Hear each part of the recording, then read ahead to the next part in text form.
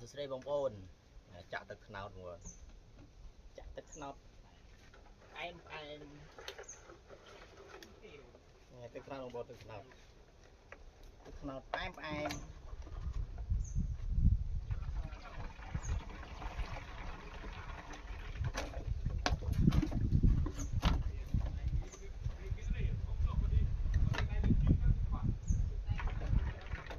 ជួយចិត្តទឹកខ្នោតផ្អែមអាចតងបានទឹកខ្នោតផ្អែមក៏មានទឹកខ្នោតជូរក៏មានចុំឡោតកាត់ចេញចាក់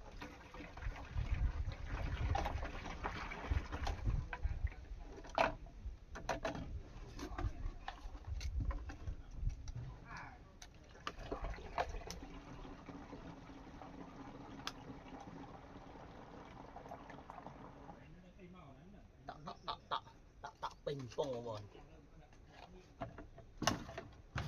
តាក់ពេញពង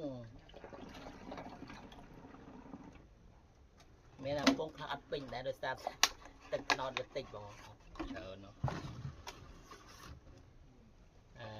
មានពងខ្លះពងខ្លះ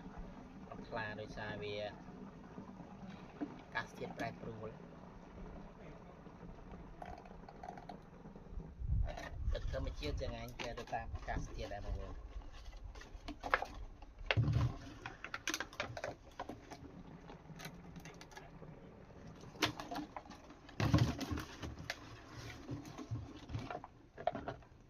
ពេលលងបងនេះពេល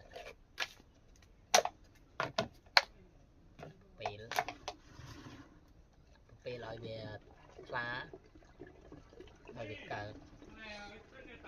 ស្ករ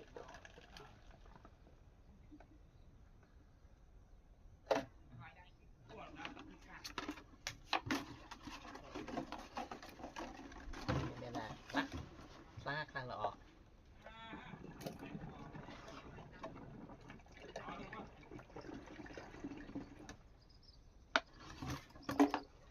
ដើមអូយមក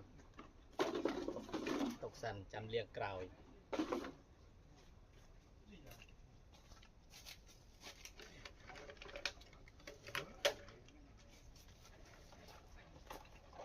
នេះមកដើមទៀតបងប្អូន